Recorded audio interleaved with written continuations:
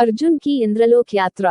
रास्ते में अर्जुन को इंद्र के सारथी मालती रथ लेकर प्रतीक्षा करते दिखाई दिए। मालती ने अर्जुन को बताया कि इंद्र ने तुम्हें बुलाया है, वहां चलिए और असुरों का संहार कीजिए। इंद्रलोक में सभी देवताओं ने अर्जुन का स्वागत किया तथा अपने दिव्य अस्त्रों की शिक्षा दी। अर्जुन ने असुरों का संहार किया। एक रात अर्जुन अपने भाइयों और द्रौपदी के बारे में सोच रहे थे कि स्वर्ग की अप्सरा उर्वशी उनके पास आकर बैठ गई।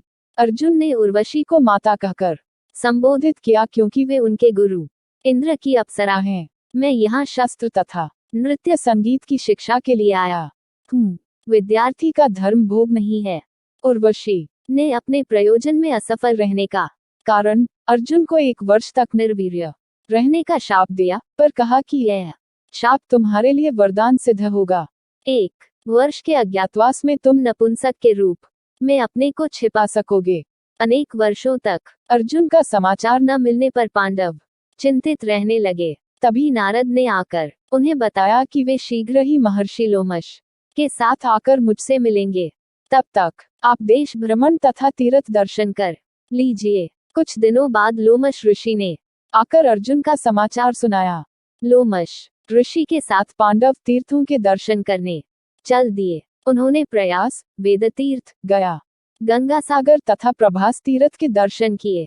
प्रभास तीर्थ से वे सिंधु तीर्थ होकर कश्मीर पहुंचे। यहाँ से वे हिमालय के सुबाहु राज्य में पहुंचे। यहाँ से वे बदरिका आश्रम भी गए। भीम की हनुमान से भेंट। एक दिन सहस्त्र दलों वाला एक कमल हवा से उड़कर द्रौपदी के पास आ गिरा। उसने भीम से ऐसे ही पुष्प लाने को कहा। भीम पुष्प की तलाश में आगे बढ़ते गए। रास्ते में एक सा बंदर लेटा हुआ था। भीम ने गरज कर उसे रास्ता छोड़ने को कहा, पर बंदर ने कहा कि मैं बूढ़ा हूँ, तुम ही मेरी पूंछ उठाकर एक और रख दो। भीम ने पूंछ उठाने की बहुत कोशिश की, पर भीम से उसकी पूंछ हिली भी नहीं। भीम हाथ जोड़कर उस बंदर के आगे आ खड़े हुए।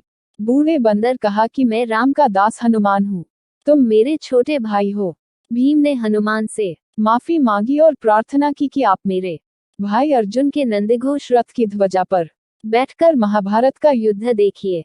हनुमान ने भीम की यह प्रार्थना स्वीकार कर ली।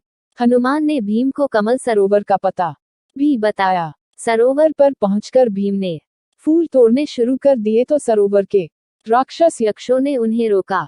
भीम राक्षसों को मारने लगे। जब सरोवर के स्वामी कुबेर को पता चला कि पांडव यहाँ आए हैं, तो प्रसन्नता से वहां के फूल पांडवों के पास भेजे। यहीं रहकर पांडव अर्जुन की प्रतीक्षा करने लगे। कुछ समय बाद आकाश से एक रथ आया तथा अर्जुन उसमें से उतरे। पांडवों तथा द्रौपदी की प्रसन्नता की सीमा न रही।